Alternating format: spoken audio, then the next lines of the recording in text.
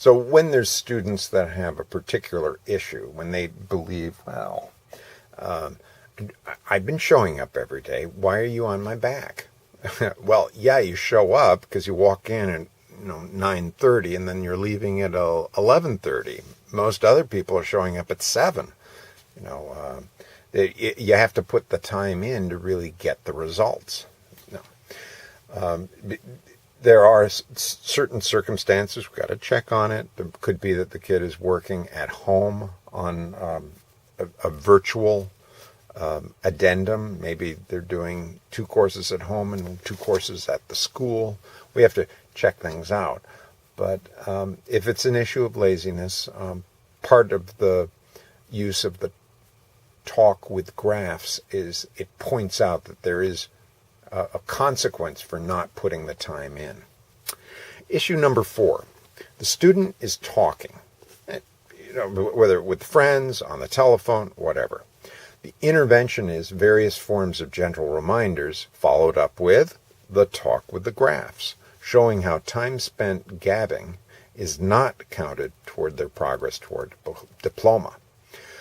So the result is that some students figure out other ways to chat, but in a more responsible way. Either they're doing their texting or they take some time out.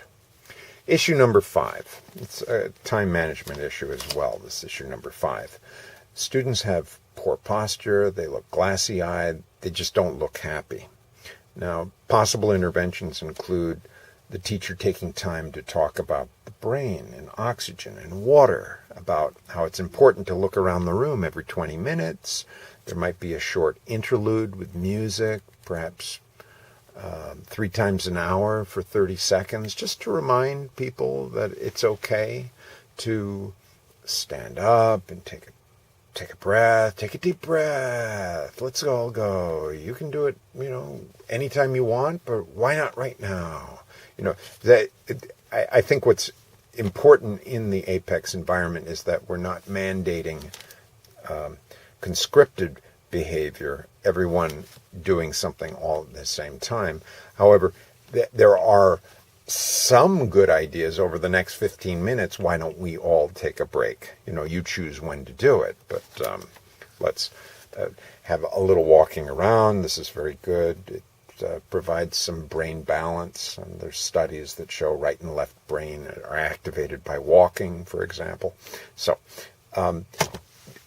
one of the positive aspects of the Apex environment is that there are opportunities for one-on-one interaction. And we can get some of that interaction, that random learning that sometimes sticks more than whatever's on the screen, just by our patter, our teacher talk.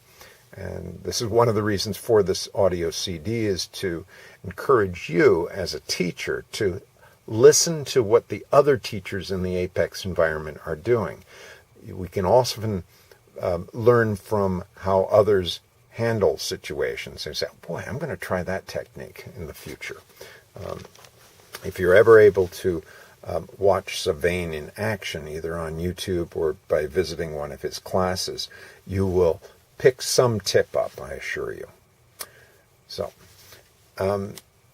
the result of having some sort of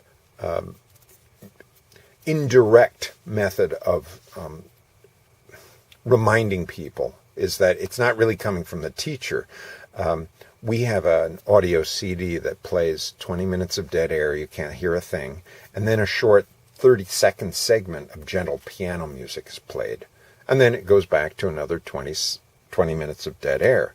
The music reminds students to look around. The consequence is, after 80 minutes, the typical length of a CD, you've had 4 segments of 20 minutes, and then the teacher hits play again on the CD.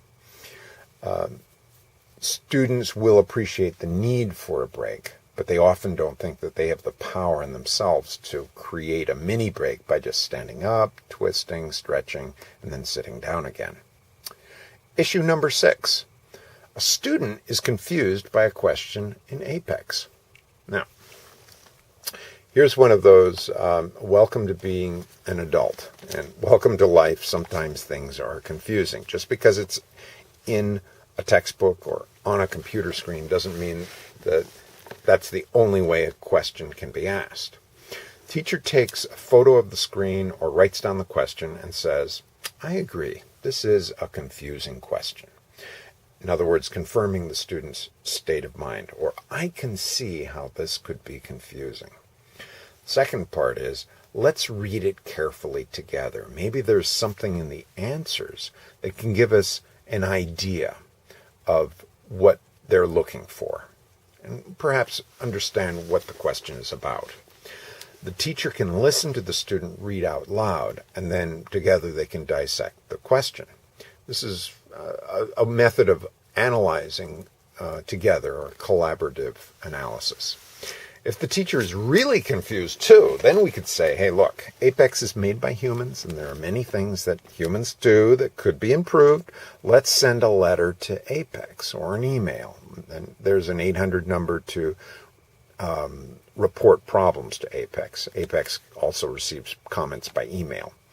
So the teacher agrees to give the point to the student, perhaps, and then pass them through the quiz if necessary. I mean, there's adaptations based on how your school is handling workarounds, because it's not a perfect system. The Apex needs some continual work, and so the strategy here, the intervention is, just as in the real world, there are goofs and there are ways for us to acknowledge the reality of the student.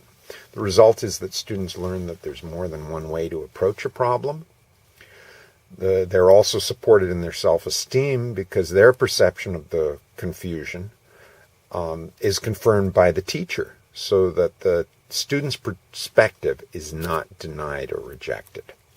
The aim here is to use the incident to build a culture of cooperation, safety, and growth in the Apex environment.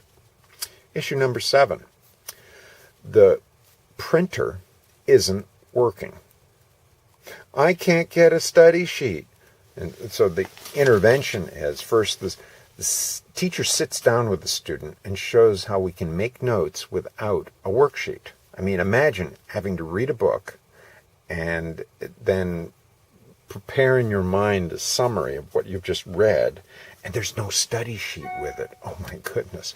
So eventually the students get the idea that, well, the study sheet is a way of taking notes. There are also ways of taking notes that start with a blank piece of paper. When the worksheet eventually becomes available, we use the notes to fill in the information for the study sheet. The result is, from this intervention, that we found that some students eventually skip printing the study sheet and just take notes themselves. It's more environmentally friendly because we aren't using toner or electricity. And we say, exactly.